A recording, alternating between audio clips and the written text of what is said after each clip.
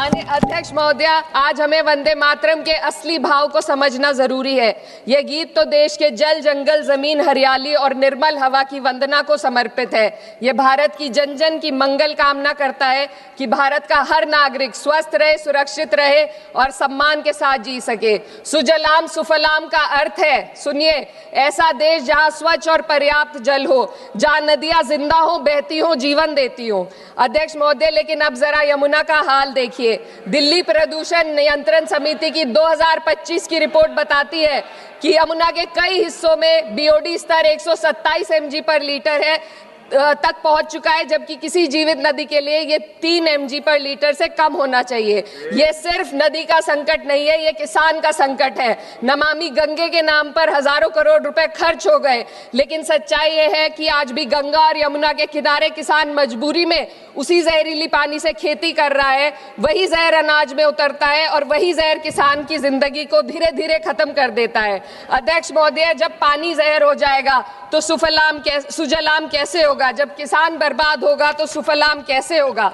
मलयज शीतलम, Malay का अर्थ है Malay पर्वत से बहने वाली ठंडी, सुगंधित, चंदन जैसी हवा जो जीवन देती है, बीमारी नहीं। आज मैं इस सदन से पूछना चाहती हूँ, क्या आज के भारत की हवा मलयज शीतलम है? नहीं अध्यक्ष जी, बस संसद से बाहर कदम रखिए, एक गहरी सांस लीजिए। ये चंदन की महक नहीं, ये जहर है जो आपके हमारे फेफड़ों में उतर रहा है। दुनिया के 20 सबसे प्रदूषित शहरों में से 13 भारत में है। दिल्ली की हवा में सांस लेना मानो रोज 20 सिगरेट पीने जैसा हो। भारत हर साल सर्दियों में जहरीली हवा के प्रकोप में घिर जाता है। AQI गंभीर स्तर पर आ जाता है।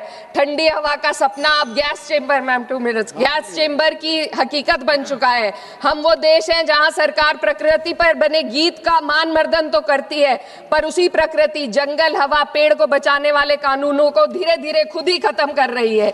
ये है आज के हमारे मलयज शीतलम की अफसोसजनक सच्चाई। अगर हम हवा को साफ नहीं कर पाए तो न सुजलाम बचेगा, न सुफलाम बचेगा। माननीय अध्यक्ष महोदय, सस्य श्यामलम का अर्थ है ऐसा देश जहां उपजाऊ जमीन हो, जहां खेत फसल से भरे हो और किसान कर्ज और निराशा में न डूबा हो। आज किसान सिर्फ मौसम से नहीं लड़ रहा, वह प्रदूषण, नीतियों की बेरुखी और सिस्टम की नाइंसाफी से लड़ रहा है। एक तरफ कॉर्पोरेट के लोन माफ होते हैं, दूसरी तरफ किसान को उसकी वाजिब MSP भी नहीं मिल पाती है। आप ग्लोबल सुपर पावर बनने की बात करते हैं, लेकिन हमारी पर कैपिटा इनकम दुनिया में 136वें नंबर पर है। हम अपने छोटे पड़ोसी देश से भी पीछे हैं। हमारे लोग $2,500 तक भी नहीं कमा पा रहे एक साल में, और जिन अरबपतियों की ये रक्षा करते हैं वो इतना पैसा एक सेकंड में कमा लेते हैं। आज वंदे मातरम को बुनियाद बनाकर राजनीति की जा रही है, लेकिन जमीन पर जंगल पूंजीपतियों को सौंपी जा रही है। आदिवासियों को उनके घरों से उजाड़ा जा रहा है।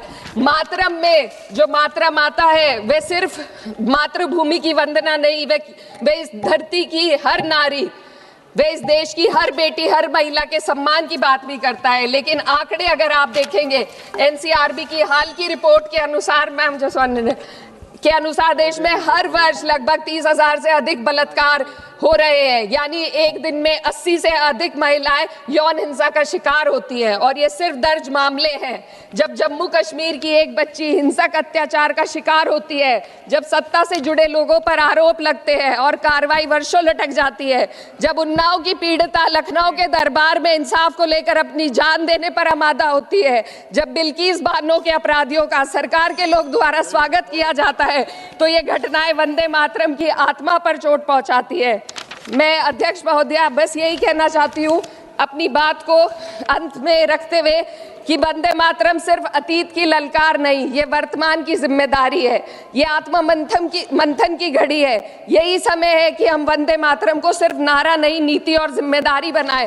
और अपने जज्बात को मैं आलमा इकबाल साहब के तराना हिंद के साथ इस सदन में रखना चाहती हूँ कि सारे जहां से अच्छा हिंदुस्तान हमारा, हम बुलबुले हैं इसके, ये गुलसिता हमारा, मजहब नहीं सिखाता आपस में बैर रखना, हिंदी है हम, वतन है हिंदुस्तान हमारा।